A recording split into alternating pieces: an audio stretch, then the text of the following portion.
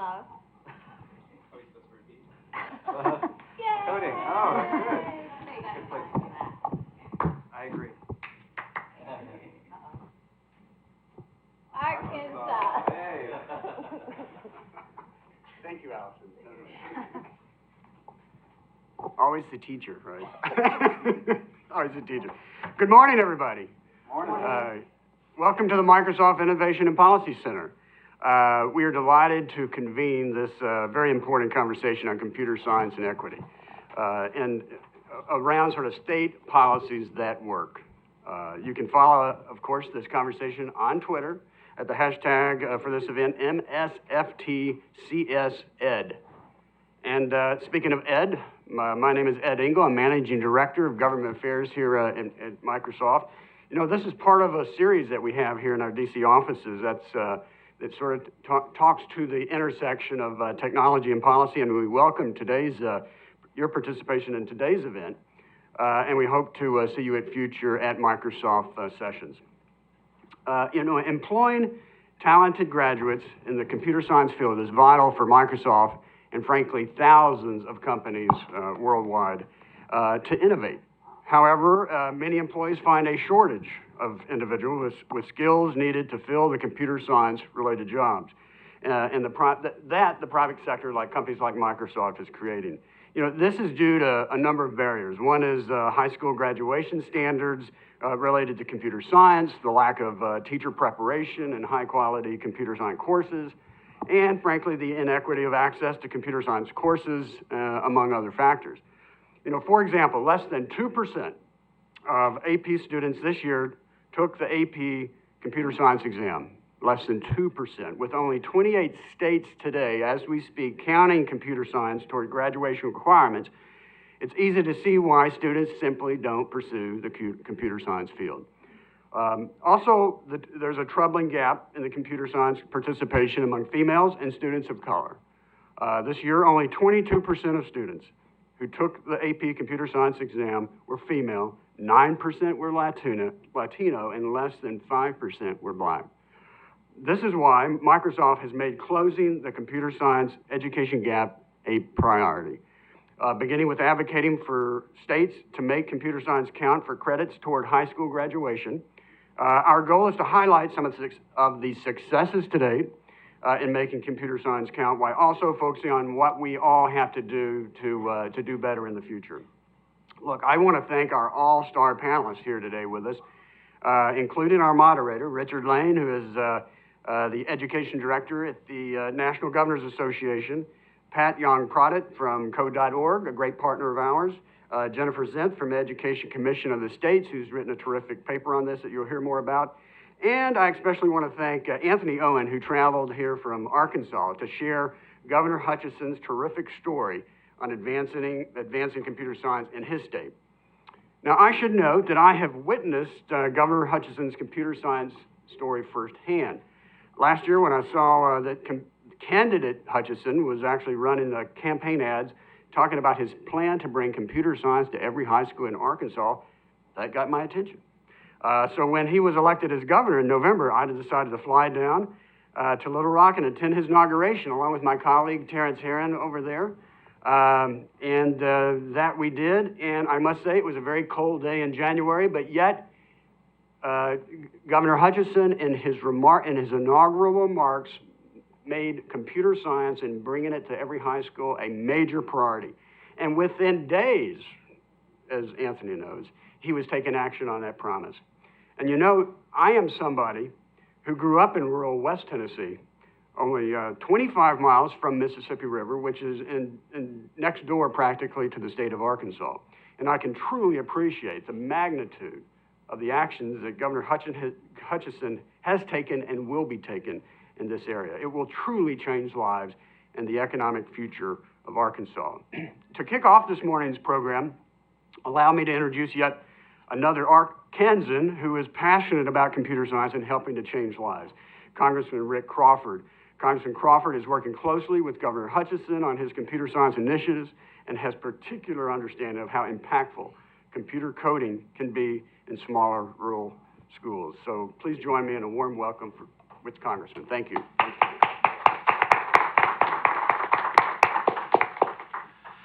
I think we've probably all heard the story of, where Wayne Gretzky was interviewed by some sports writer, and they said, "What made you a great player?" And he said, "Well, I didn't go where the puck was. I went where the puck was supposed to be."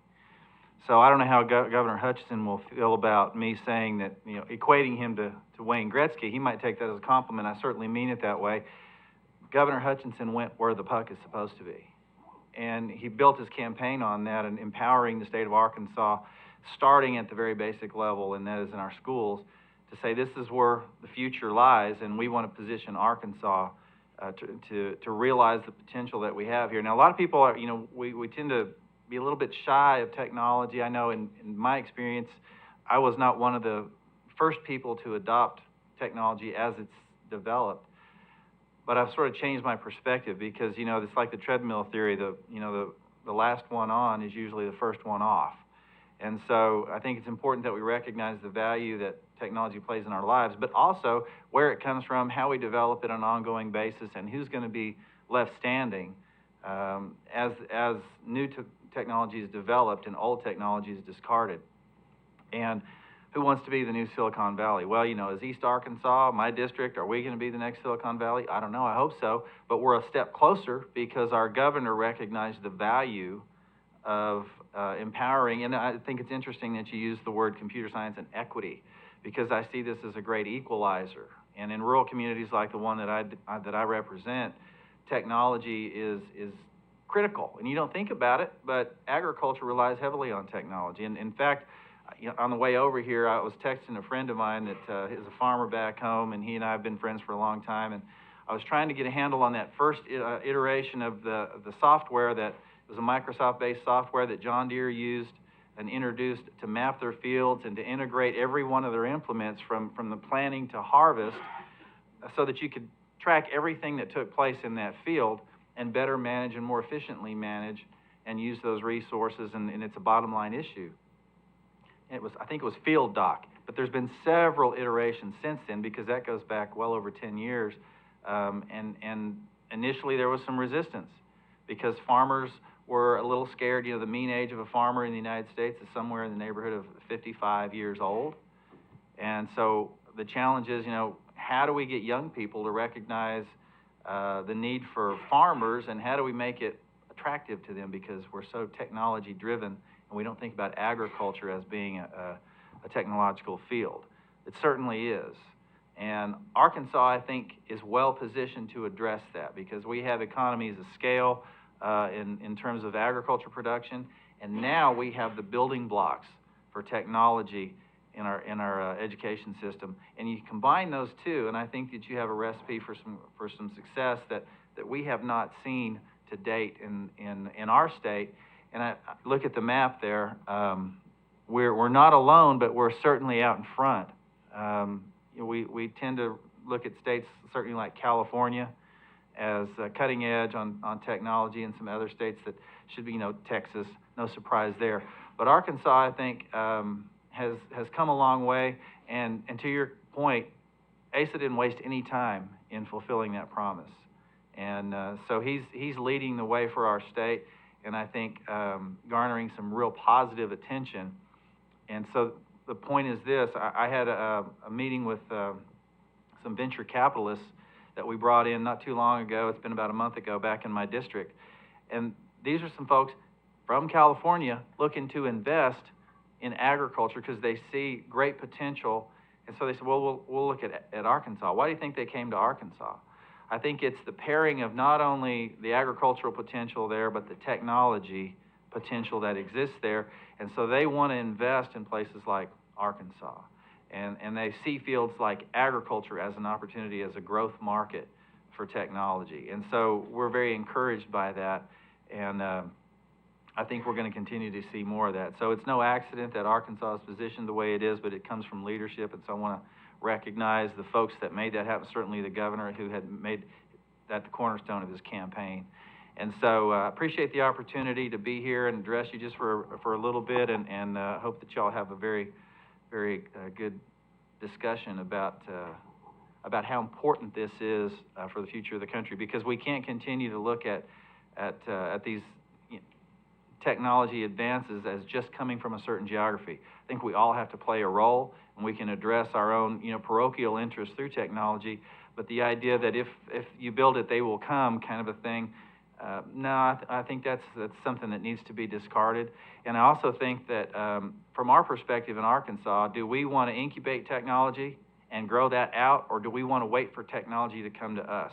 And I think that the governor's leadership has indicated that we want to incubate new technologies and grow it outward instead of waiting on it to come to us and meet us. So that's where we're positioned. We're excited about it. You're going to hear more about it today from our Education Commissioner, and I appreciate the opportunity to be with you. Thank you all so much. Well, good morning. My name is Richard Lane. No, it's not. It's Allison Knox. And Richard got a call yesterday from the White House. Richard's from the National Governors Association, and he got a call from the White House because this morning, simultaneously, President Obama is signing the Every Student Succeeds Act into law, which is great.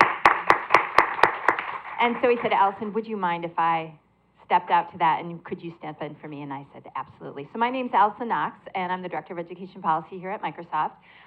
So glad that people could come in, and I really hope that if you're from specific states, that at some point you will ask a question or talk about your best practice in your states. So the frame for the panel is, I'm going to be asking our panelists 2 rounds of questions, and then we're going to open it up to you.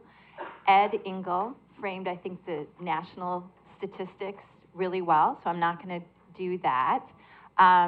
The one thing I will say is one of the greatest parts of my job is that I get to get on an airplane and go spend time with state lawmakers and state education department leaders.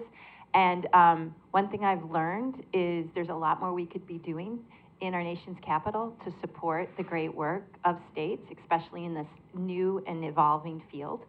So I'm hoping that we learn a lot from Arkansas and start to become creative about some of the resources and reports and things that we can be doing at the federal level and in this city to support that work.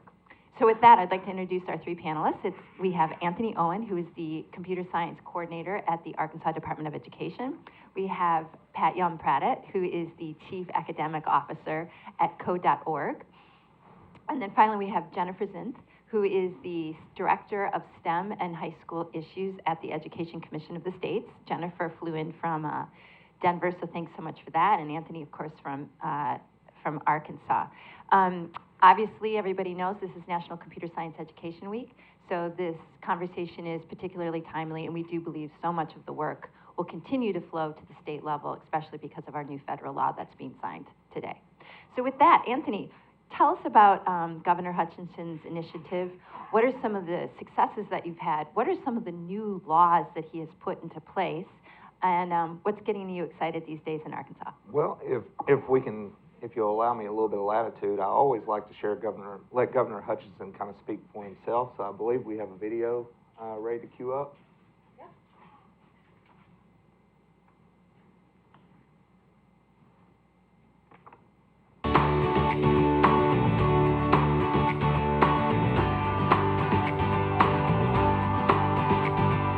Whenever you see hundreds of young people there excited about going back to school, but also perhaps having their first experience with coding, and with 70 laptops there and the students lined up 3 and 4 deep in order to get a chance at a laptop, it was just really exciting. You had volunteers there, and then the governor was there. I was there, and I had my hour of code, and I enjoyed every minute of it. Well, first of all, it's the language of the computer. And this is a skill that you need whether you are in technology or whether you're in agriculture or whether you're in manufacturing. These are skills that are needed to tell computers what to do. For years, we've been talking about the advent of technology and using technology and being familiar with technology. But now students in Arkansas have the opportunity to go beyond that. They can start learning how to create the technology that are going to drive the economy, drive jobs for the 21st century and beyond. Computer science is vastly underrepresented in minority and female populations. We need to encourage young girls, young men, minorities, all groups to be able to focus on STEM education. Computer coding is a significant part of that. The governor's initiative, having this in schools where real kids can see real kids doing it and having fun doing it is going to be the best thing that we can do to get more of them interested. Don't let your situation keep you from taking this class. It is for everyone. While you're learning a language that can give you a skill later on for a career, you're learning thought processes and skills that are going to help you now within all of your classes and just life in general. It's more about the critical thinking and the logic and the problem solving. The more that they can build that skill, the more they can adapt themselves to whatever job or opportunity presents itself. No matter what field you decide to go into, if you have familiarity with computer coding, you're going to be in high demand in the future in any job. Arkansas students are going to have a leg up on students all over the nation. Students need to take it. I would encourage them to take it, and they have the skills to do it. Computer science will provide today's students with the skills, the experience, and the opportunities for the future that no other field can.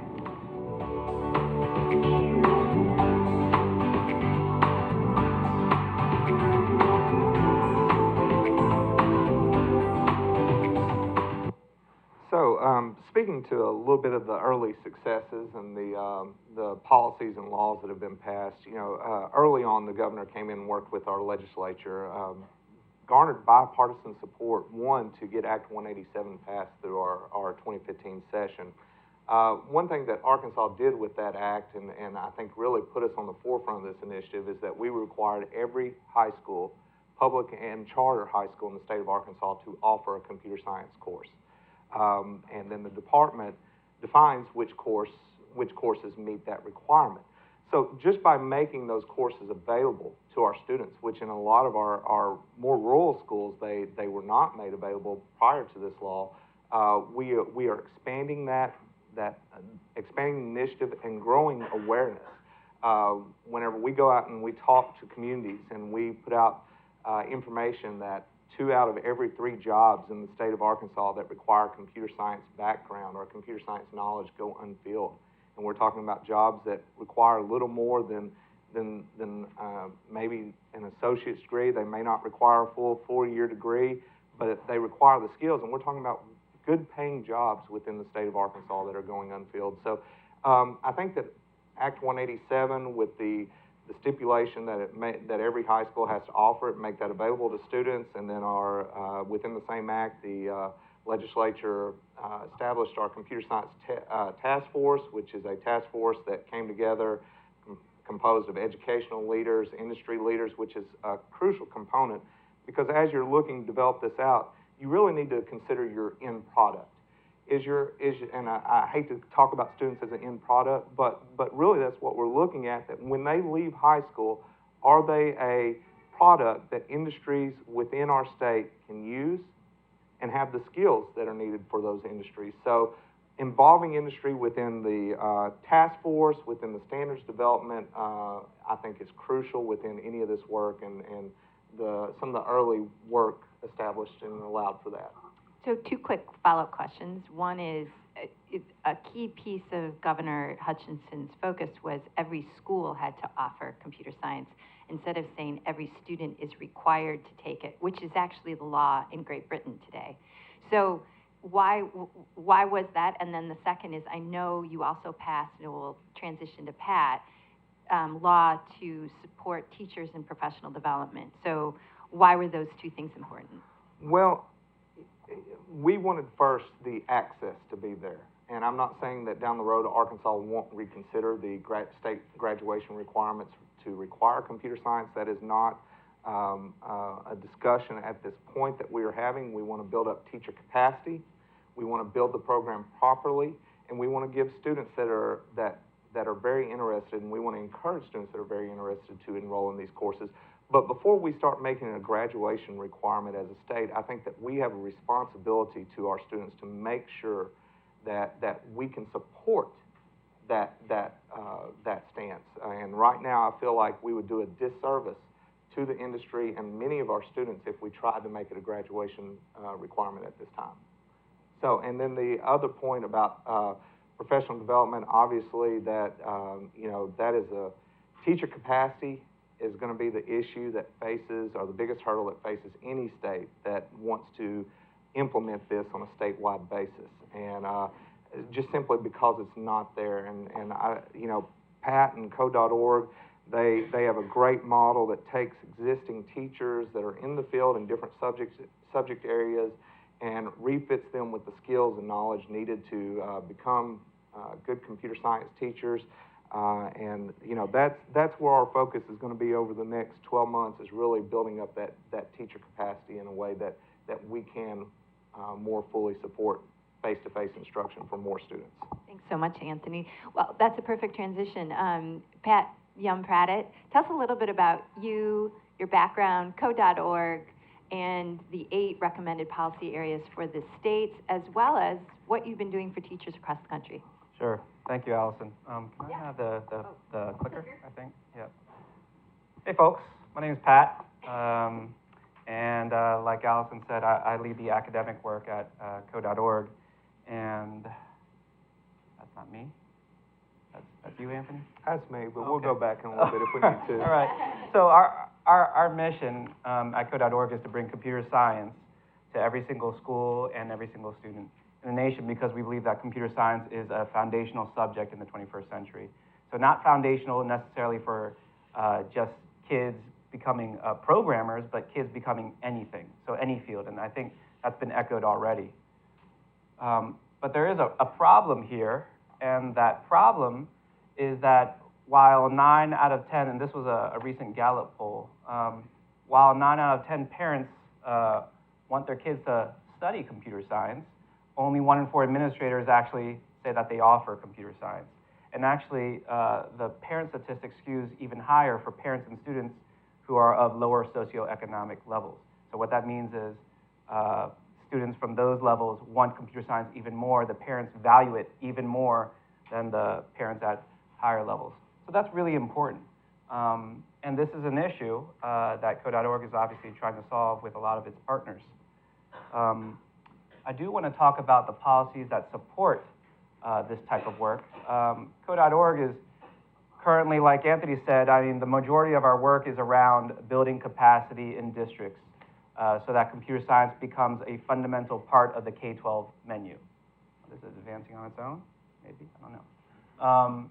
And so, you know, but, you know, that only goes so far if there aren't policies that support that type of work for the long run, and eventually actually transition that type of work from Code.org and other groups like Code.org, like our buddies MassCan in Massachusetts, but instead to the state. And always there's going to be some interplay between organizations and the state level.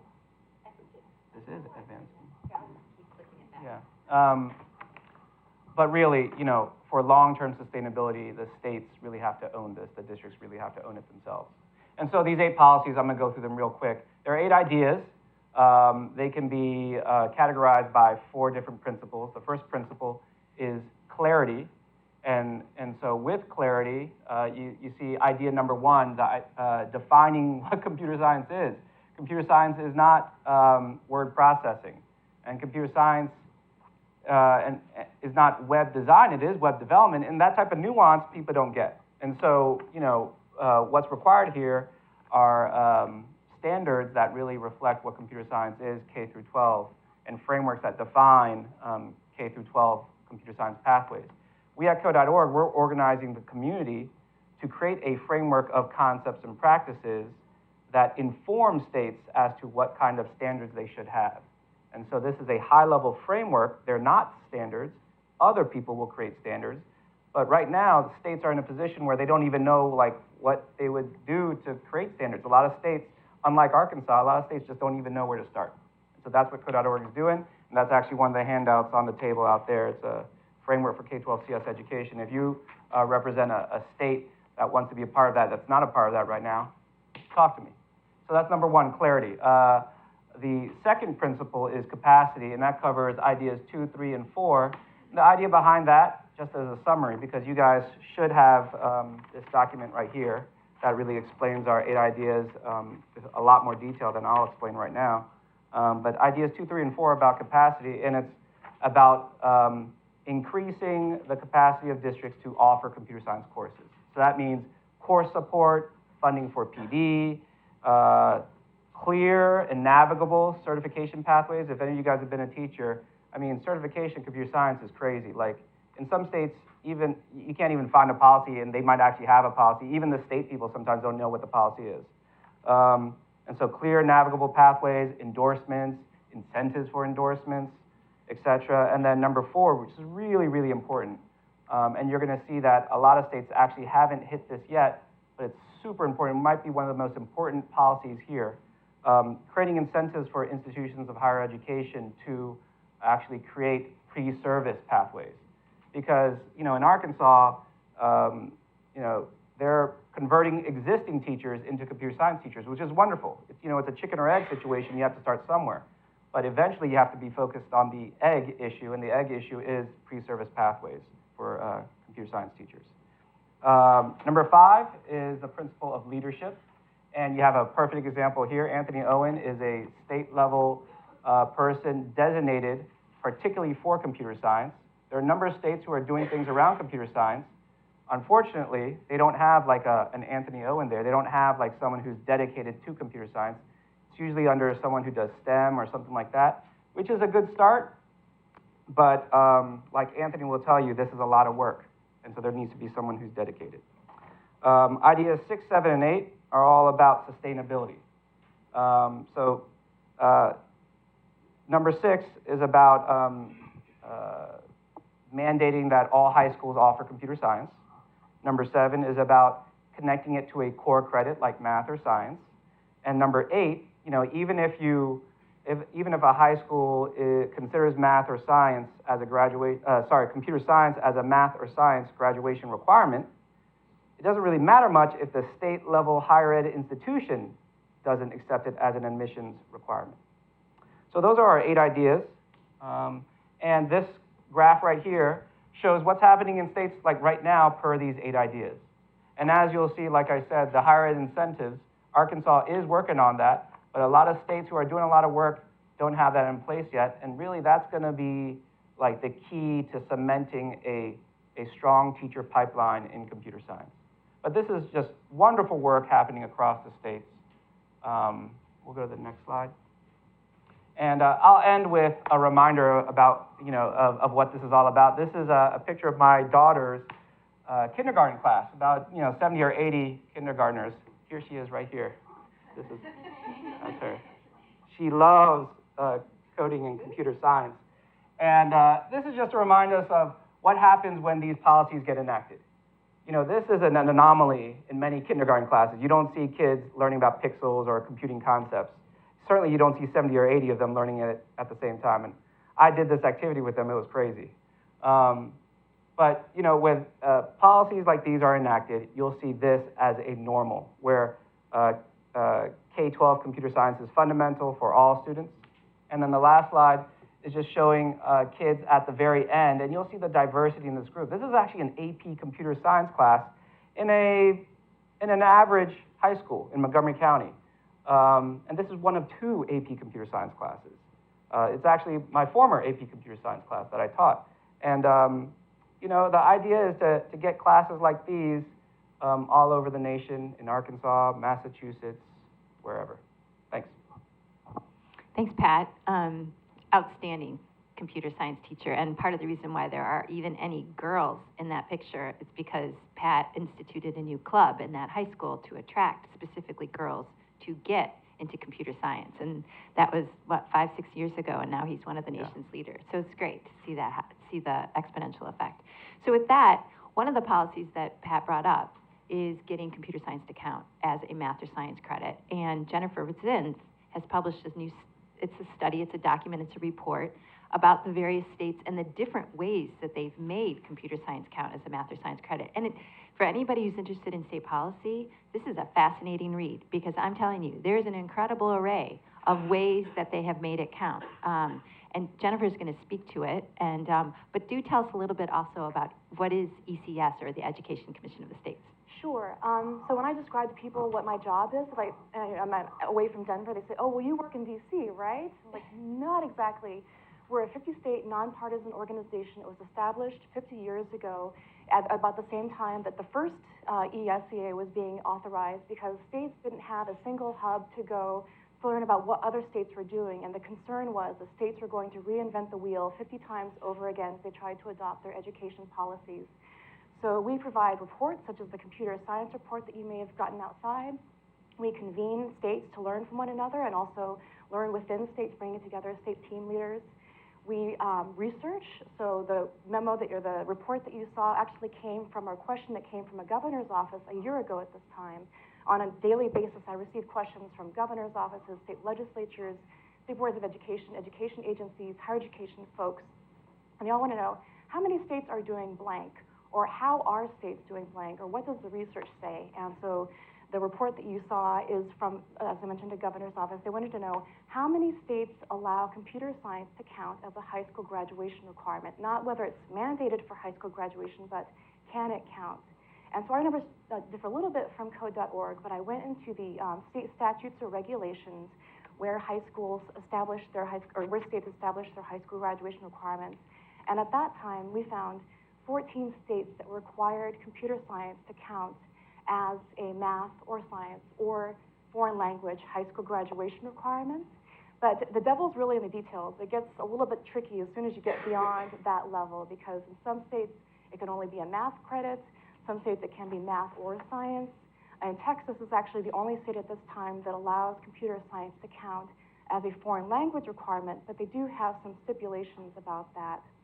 They say that up until September of 2016, it may count as one of two foreign language credits, but effective with September of 2016, a student may only count computer science as a high school graduation requirement towards foreign language if the student has already attempted one foreign language credit and he or she decides that they're likely to not be successful in the second credit. So and I've heard some other states, I've heard Florida, their Senate is looking at this very issue, some other states, some conversations around this. So since April this year, actually, the state board in Arkansas passed a law just about the same time that our report was published, but there are at least 2 additional states. Did you want to use this? Oh, no, that's fine. Do you want to just click to the next slide? There's at least 2 additional states as of April that, or this is the summer, that allow computer science to count towards high school graduation, one of them being Arkansas, and the other one is Minnesota. The legislature this summer said that computer science can count as a math credit provided that the course covers the state math standards. And interestingly enough, that same piece of legislation also says that a Project Lead the Way course can count either as a math or a science credit, provided that it covers either the math or science state standards. And as you know, computer science is one of the 3 options for Project Lead the Way coursework. So we may see more Project Lead the Way pick up in Minnesota as a result of this legislation. So looking a little bit more at the Arkansas requirements that were just adopted by the state board in April, so there are 2 different diploma pathways in Arkansas.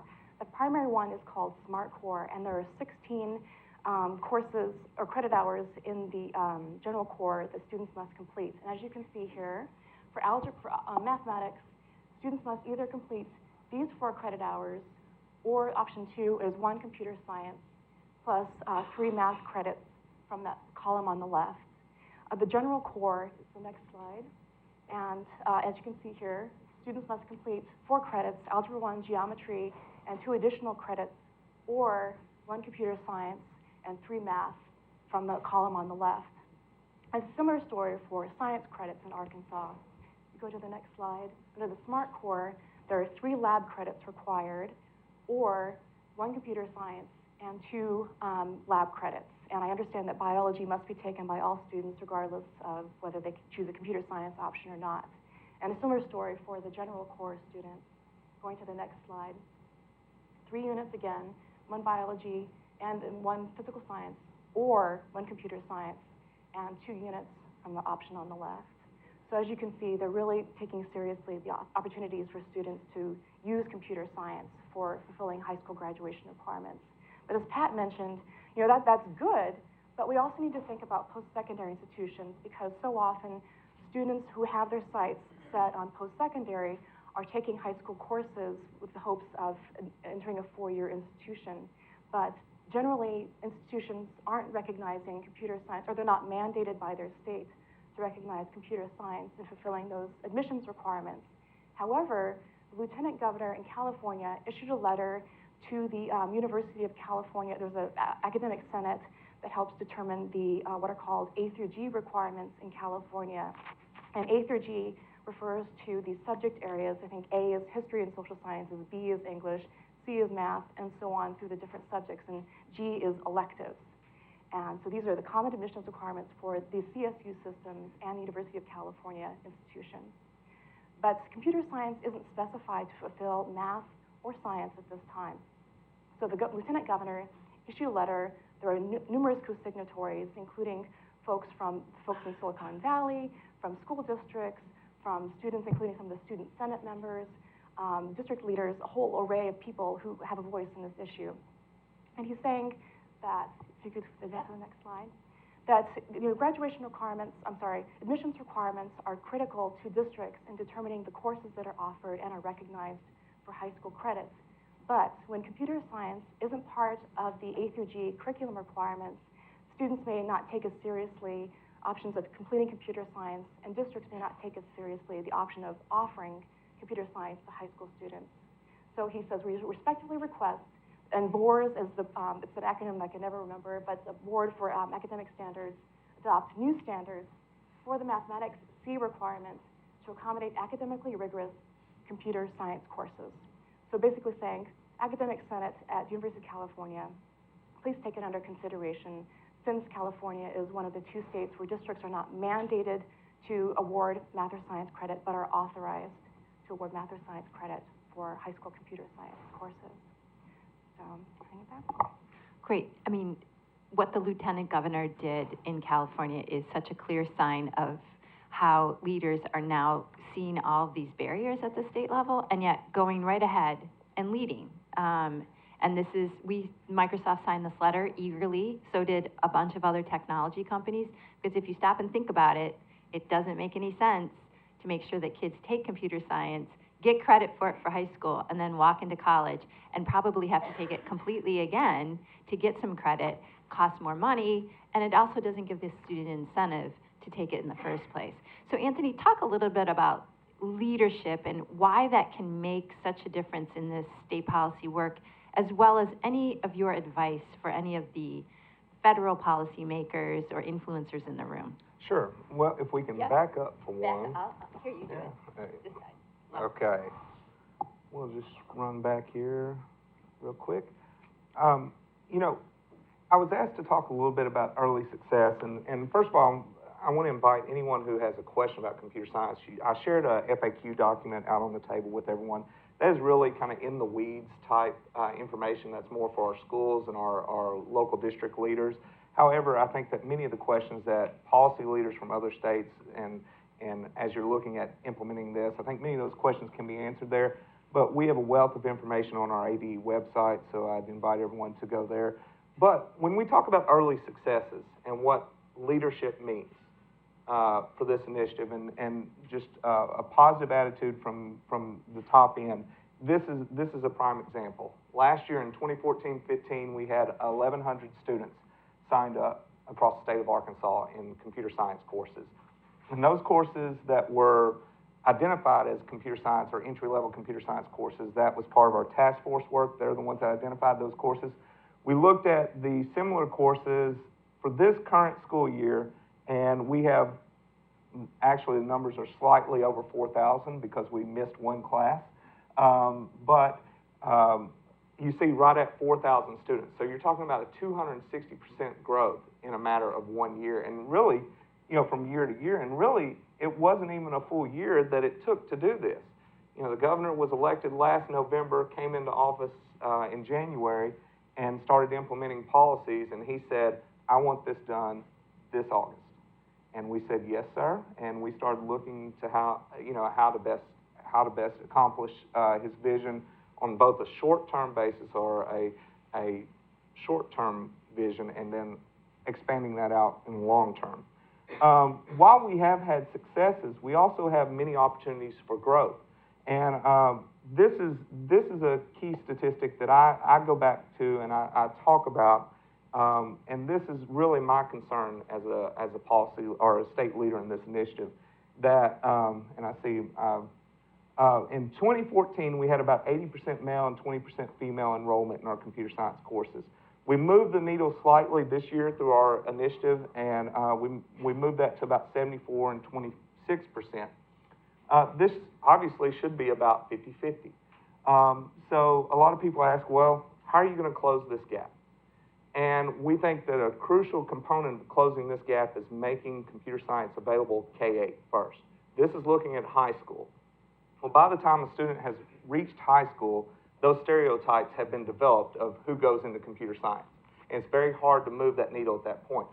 So I like to say, whenever I'm talking to people about our new K-8 science, computer science standards, which are out for community feedback, and anyone in here is welcome to go out and look at those and provide feedback on those. When we make computer science normal for everyone at that kindergarten through 8th grade level, it will become abnormal for no one. So we will close this gap by making it available to every student, by engaging every student in computer science, and requiring every student to take a computer science experience in either set.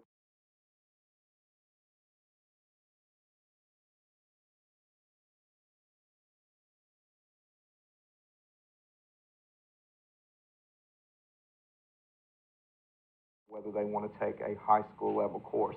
And as Pat said, you know, he shared his child, so I'll get in on that also. These are all pictures from this week, and so we had over 850 code.org, and I think it's actually over 900, but I didn't want to overstate that. We had over 850 code.org events scheduled in Arkansas this week. That is phenomenal for a state of our size, you know, and our population. The picture there on the left is my son with my mother-in-law, and the picture in the middle there is my wife with me, because I was actually at a conference on Tuesday, so I wasn't able to attend her event Monday night in person, so I attended via virtual presence machine, which got a lot of interest. In the upper right-hand corner, you'll see an event that we hosted at the governor's mansion, and it just shows his continued support to this. We had about 150 7th through 12th grade female students coding in the governor's mansion on Wednesday. So, and Cameron from code.org delivered the check for $10,000 to one of our Little Rock schools. So just wonderful opportunity. And then we're watching that hashtag Arkansas Kids Can Code, and just seeing all the events out there and just all the things that are going on. So, you know, to make it successful in states, a lot of people say, well, Arkansas has the benefit of having a governor that's behind it. Yes, I do. And I'm proud, and I'm happy that Governor Hutchinson is supporting this. And a lot of people say, well, Arkansas also set aside $5 million for this. What I like to tell policy leaders, especially at the state level, is that it takes awareness first. And awareness is not an expensive proposition in this. It takes talking about it initially, getting schools motivated. If you can get those local schools motivated, then the politicians will eventually come around, because they'll see their constituents involving themselves in it. So get the awareness piece rolling. Doesn't take a huge investment. Doesn't take $5 million. Majority of that $5 million is still sitting in our coffers right now, because we're holding that for teacher professional development. That's where the funding has to come in, is as you're building a statewide capacity, that you're building up that teacher knowledge. But the initial groundswell is relatively inexpensive, and just takes some awareness and talking, some leaders talking about it. Yeah. Earlier this week, I got a chance to go to the White House for a state policymaker sort of meeting about different education issues. One of them was computer science, and Anthony was leading that session up on the panel, and he sort of did this momentous, there's one thing you can do, it doesn't cost that much money, da-da-da-da, and everyone was kind of on the edge of the seat. He's like, generate awareness, and everyone knew it was like, that? You know, like, and he's like, it's critical, right? And actually, that's one of the things we've been trying to do at the company as well. But I do want to shift a little bit to one of the key issues that I know Pat has a lot of opinions on, which has to do with, where are we going to find all these teachers? Where are we going to find, let's just say you institute these policies, where are the courses going to be where students can take them online, like AP Computer Science, so no one can slow a student down. And where are we going to get the next generation of teachers who are on fire to make sure that not only that they're teaching, but they're having inspired discussions in classes, and computer science continues to excite kids. All right. I wrote that down because I don't want to forget. Because I want to mention two things real quick. Because I know, how many policy people do we, if you label yourself as a policy person, raise your hand. Okay. And raise your hand if you're already an advocate for computer science in some way, shape, or form. Okay. So I just want to plug something. I wrote up a recent blog on the Huffington Post clarifying the key misconceptions and messages of computer science education. You can almost consider them as like talking points for folks who want to advocate for computer science. And they're, and what's special about them is that they address misconceptions that you've already heard on the panel already, but folks wouldn't naturally understand about computer science. The idea, for example, of like, you know, is this, all this stuff, you know, here we are at Microsoft. Is Microsoft in it just to get more programmers out of it? Which is ridiculous, because this is like the worst way to get more programmers. Like, focus on like kindergarten kids and hope that they graduate, you know, I mean, there are better ways to do that. And so I address that, and, you know, Microsoft's not in it for that. They're in it for a much larger reasons. So, you know, check out that post, because for those of you guys in the room who are like, yeah, the CS education thing is really cool. How do I find out more about it? How do I advocate for it? What do I say? Go to that post. Second thing, the ESSA, Every Student Succeeds Act, which is being signed like right now. I don't know if you guys know this, and I don't know if this is in honor of Computer Science Education Week, that it's signed this week, but computer science is actually listed in it like real words as part of a well-rounded education, which is massive for computer science. And what that means basically is that computer science is worthy of being on the K-12 menu from a federal level, which is great. You're going to see a lot of states other than Arkansas doing the same thing that you're seeing in Arkansas. So you guys should know that computer science actually plays a role in that act. There's much more about it on the web concerning computer science in that act. Where we can get these teachers. So we're going to get the teachers from multiple pathways. One way, right from the beginning, is to build up demand, to meet the demand that's already there by working with the teachers who are already in school. So it doesn't require hiring any new teachers. It does require some clever reallocations of where you put these teachers. But, you know, student interest in subjects always ebbs and flows anyway, so this is not like new to principals and all that. So the idea is just training these teachers. They could be math teachers, science teachers, general technology teachers, or even history teachers. We have them being interested in teaching computer science, but teaching them how to teach computer science. So that's the first way. The second way is obviously folks in industry or who've retired from industry coming into class and working with teachers. Microsoft has this program called TEALS, which is basically about getting software engineers and other tech folks to come into a classroom, work with a teacher, and teach a class like AP Computer Science with that teacher. An amazing program. It's expanded to many, many places all over the nation. Another way of getting more teachers into the mix is actually training all teachers to teach computer science. And how do you do that? You just smush some computer science content into that mandatory ed tech class that all teachers have to take anyway. That class where I learned how to create a PowerPoint. And I don't think teachers need to learn how to create PowerPoints anymore. I think we're beyond that. I think most people know how to do that. I think we're probably just born that way now. But what they do need to understand is how to use computational thinking in the classroom and how it matters for any subject. So that's another way of getting more teachers' capacity built up to teach computer science. And in the end, what's going to happen is you're going to see computer science not just in computer science classrooms, but also in other classrooms as well. Thanks so much. So, Jennifer, just looking at, considering your report and what you learned from it, and knowing the context of DC and the various research institutes, think tanks, nonprofits, influencers, and the kind of work that they do, what do you think these groups could be doing to support, to propel the states in their efforts to achieve results that Anthony just kind of described? I love the idea of awareness. That's, doesn't cost anything, and it's absolutely critical.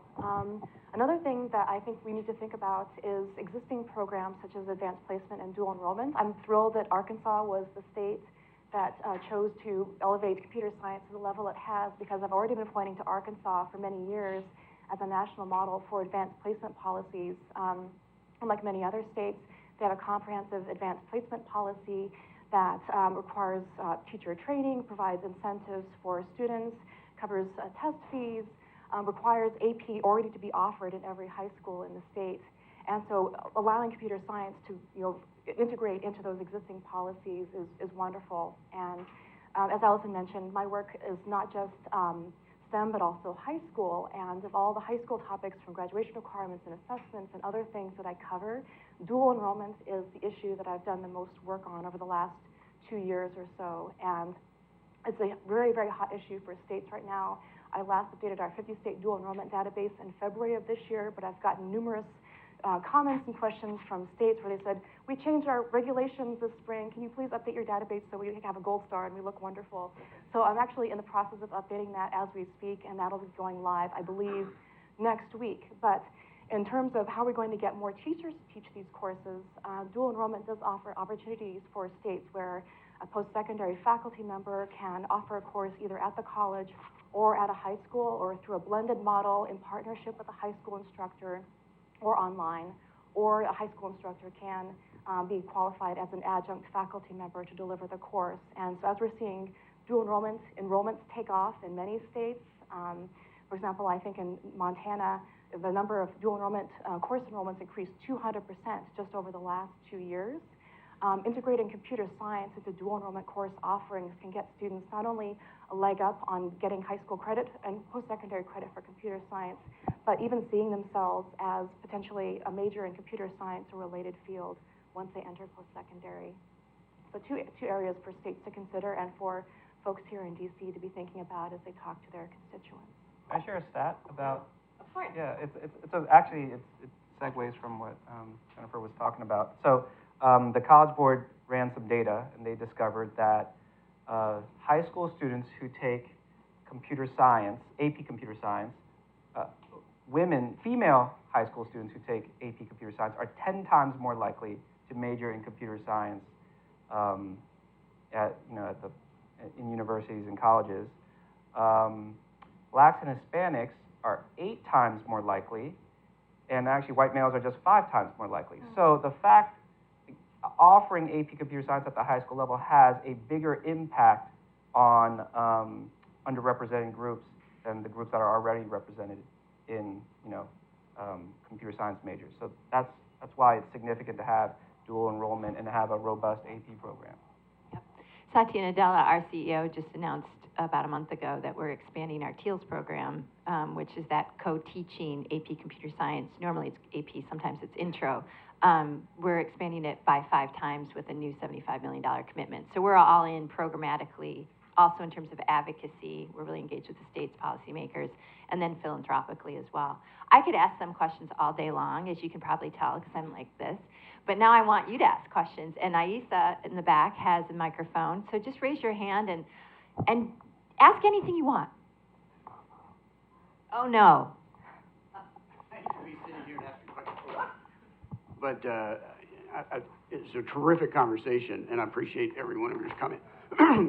Anthony, I love your, how do we get to make it normal, and the normal and abnormal. I think that's just terrific, North Star. And then when Jennifer mentioned the whole notion, I think it took us all back when you talked about, okay, all that being said, biology is always required, no matter what. Will there be a day, like in China, where computer science will be so normal and it's always required? Because, it's really going to take that, in my opinion, in the long term. Will there be a day? I think so. As I already stated before, I think that we will begin having those conversations down the road about computer science being a high school requirement. In Arkansas, we already are making it normal beginning in 17-18 for all K-8 students in Arkansas, and we will have every student engaged in a coding component at either their 7th or 8th grade year. So, you asked me, will there be a day? And I can point to the 2017-18 school year will be the day for Arkansas that it becomes normal for all K-8 students. And then down the road, I think that we will look at making it a high school requirement, but there has to be a lot of higher level discussions and making sure that we have the teacher capacity there so we don't do that disservice to those students. So there are districts, large school districts, like Chicago Public Schools, 440,000 students, something like that, third or fourth largest in the nation, who have declared that they're going to make computer science a graduation requirement. And so as you're asking, I don't know if you're asking at like just the entire country or particular states, but we already have very large school districts committing to that. We have New York City that didn't commit to a grad requirement, but did commit to putting it in every single school. And I certainly hope so. You know, we have models, you mentioned China, but we could just point to the UK as well. That I think Allison already talked about. The UK made it mandatory not just for graduating, but like for multiple grades of it as well. So not just one experience, but multiple experiences. So it's not uncommon. Obviously, guys, we live in the U.S. There are 50 different state education agencies. So it's gonna, you know, if we get to like 40, we'll probably pop the champagne, right? But I think so. Yeah, I would say definitely maybe. I can. Yeah, just you know, having looked at the graduation requirements across the 50 states, there's so much diversity. We have states where there are only 13 credits specified in statute, up to 24. At one point, Texas had 26. Now they've backed off a little bit. But as long as the momentum is out there, and also getting parents on board, that's absolutely critical. When parents hear about the number of jobs, the salaries that are associated with the jobs, the growth in these jobs, the parents will talk to their school districts, the school district will talk to their legislature or state board member who determines those graduation requirements, and then we'll see that shift that we need. I would just like to say, just real quick, I think that it will become the norm because it has to become the norm. I sat through a 2-hour meeting at the Southern Governors Association conference a few weeks back where they discussed technological displacement within the workforce.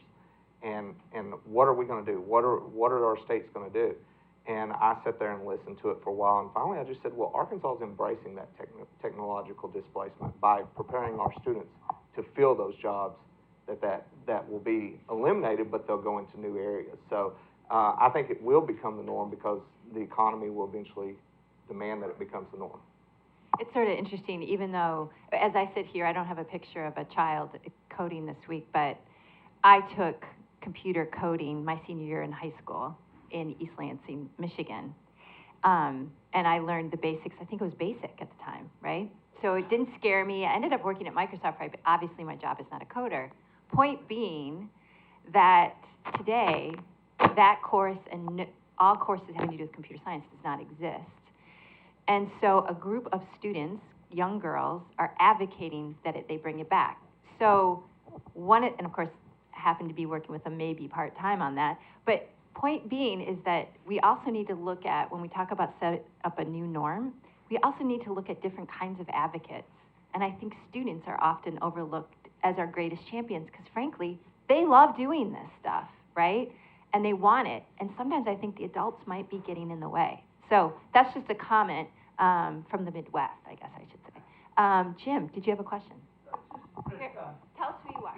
I'm Jim Stanton. I'm co-founder and executive director of the Massachusetts Computing Attainment Network, which is a coalition of educators, business, nonprofits, driving K-12 adoption of computer science for every student. So I just want to tie together three things that I heard. First, I wanted to applaud Anthony and the governor. I think what you're doing is really outstanding. I'm already learning a lot from what you're doing and want to learn more.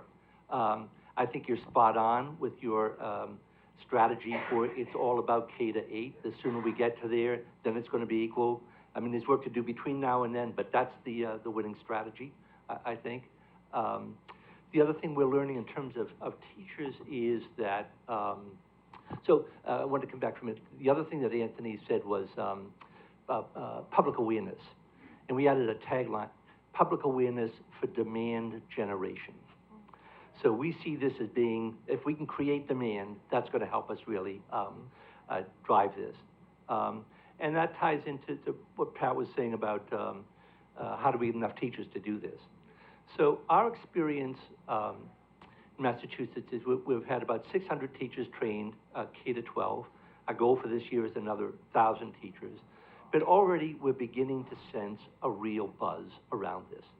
So teachers get this is where students are and where they live. Anything they can do that brings this kind of world back to the students kind of is a win-win situation for the teachers and the students. So we think, 4 years out, maybe we hit a tipping point where enough teachers are doing this that then it just becomes really widely expected, and we're going to see many more teachers wanting to do this. So it's not taking a lot of hard selling. The teachers are really, early stage teachers are really on board. And the demand generation just ties back to your point about the parents. I mean, the more information parents have, the more they see the hour of code and their students really engaging in that, coming home wanting to know if they can do an hour of code every night for the next month. Those are the kinds of things that are going to help us move it forward. Thanks. Yeah, it's interesting. We had a training here for the National PTA and State PTA presidents. Of the entire 2-day training, they enjoyed doing the hour code the most.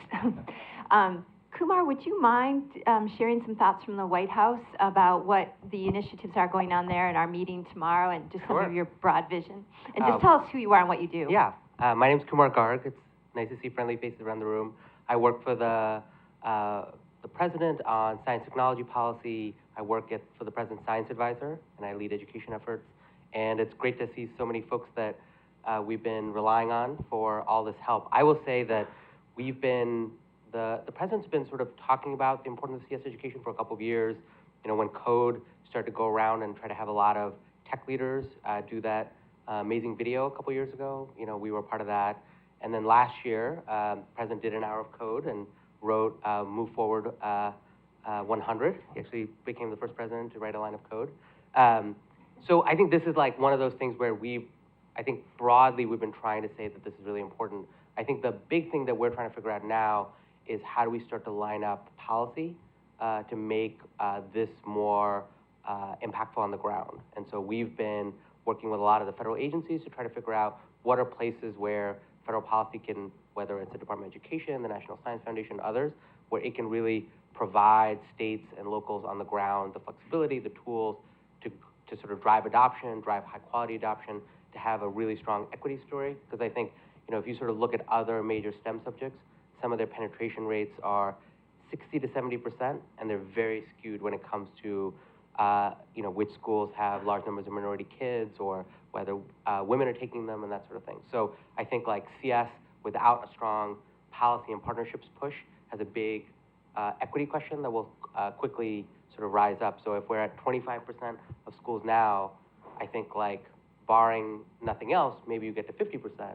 But I think the fact that states are actually, folks like Anthony and others are trying to do this big push on every kid, that's going to help make sure that we're like keeping the equity focus really strong. So I think we're eager to get ideas from everybody on, what should we be asking the agencies for, and then, and what are the kinds of, sort of complementary actions, whether it's from the private sector, from foundations, from states and locals, that can really make this into a tipping point where teachers feel like they have the resources, state folks feel like they've got the capacity. I'm going to run back to the building in a few minutes for the signing of the elementary, the Every Student Succeeds Act, the new SSA. That actually has a good amount of computer science built in and a lot more flexibility for states and locals to be doing it. I think like now it's on a lot of us to sort of think about how that actually sort of plays out on the ground. I'd be curious as to how folks are already starting to think about it. We've certainly given the Department of Education sort of additional guidance on how they, the sort of the new law. But I think the work that's happened over the past couple of years has really set the stage, and so now we're just trying to figure out how we can be most helpful. Thanks so much for those thoughts. I think there was a question. Would you mind passing the mic to? No, please. Oh, thank you. On that point, you all have brought up a lot about commitments that states have been making, but one of the gaps is not having enough teachers trained, and you brought up one pre-service training. Do you think commitments from universities could help in that gap, the same way that states have been committing to increase courses in AP credit? For sure. I think that states can help and maybe this is where federal policy can help as well. Kumar, I was talking about how, like, one of the key things that will cement the teacher pipeline is our higher ed institutions creating pre-service pathways for computer science teachers, obviously, right? We can't go around converting math and science teachers into computer science teachers for very much longer.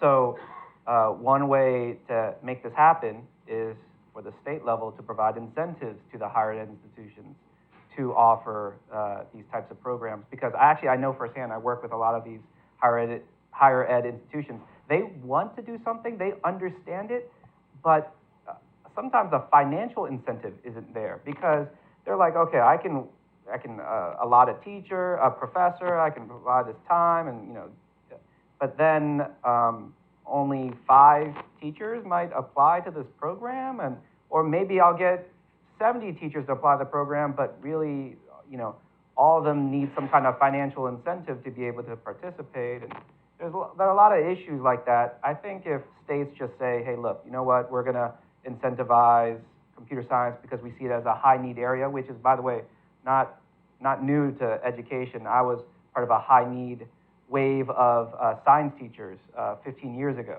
and we got paid, we got incentives to enter into programs, and we got paid a signing bonus for particular districts. So in the same way, that should happen for computer science. So great idea. I think we'll take 2 more questions. Sorry, the mic's coming from the back. Lakita Edwards with the National Endowment for the Arts and the Arts Education Division. I'm just really curious to hear from the panel in terms of the awareness raising, any interactions you've had with other subject areas. And I'm thinking, obviously, particularly with the arts. It just seems like for us at the NEA, we support media arts education, which is at the nexus of technology and creativity. So I'd just love to hear if there have been any interactions or conversations with the arts education community. Well, and I can speak to Arkansas, and I get reminded quite often that it's not just STEM, it's STEAM. Don't leave the arts out of STEM. And I think that we are looking at how those skills can go across curricular areas, and I think that's evident within our K-8 standards that are out for comment right now. That they are embedded standards. We're making those connections to the arts. We're making those connections to other subject areas. A lot of people read those standards and they initially say, well, this is all mathematics. Well, no, it's not.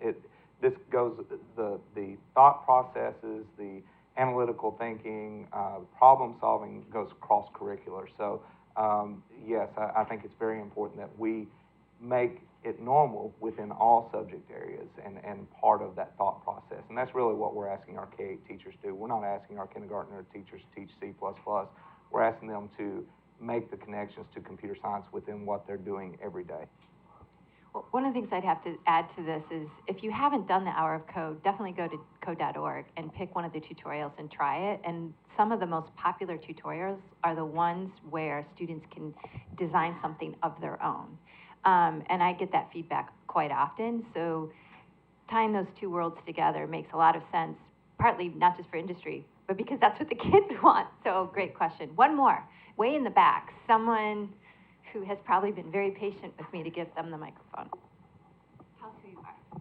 Yeah, I'm Gerald Kears. I'm a customer success manager at Fiscal Note, a technology company. We actually work with code.org, Project Lead the Way, some other organizations.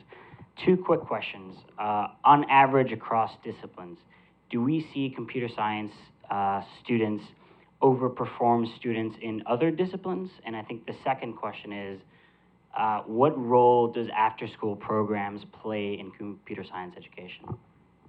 I have some data. Data's always good. So this is from the College Board again. So they looked at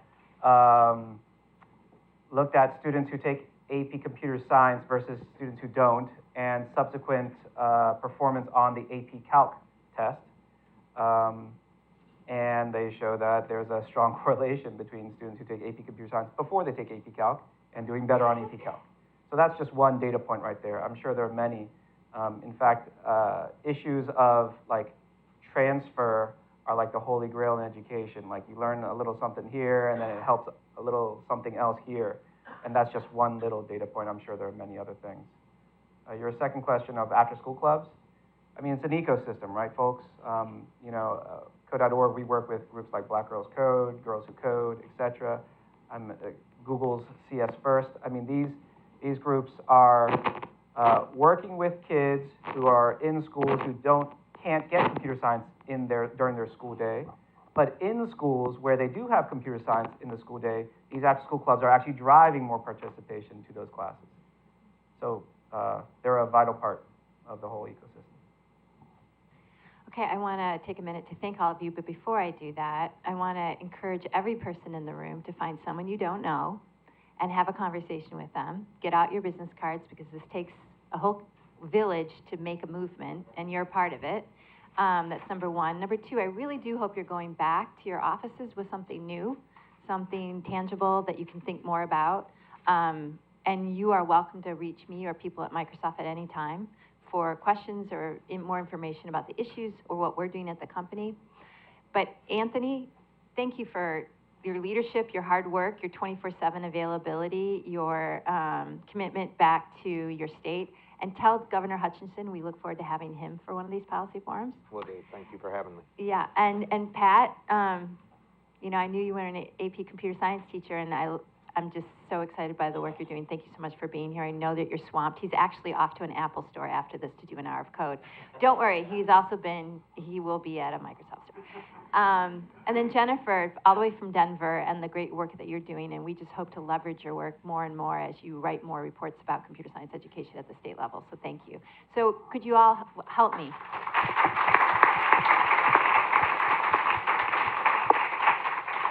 Have a great day.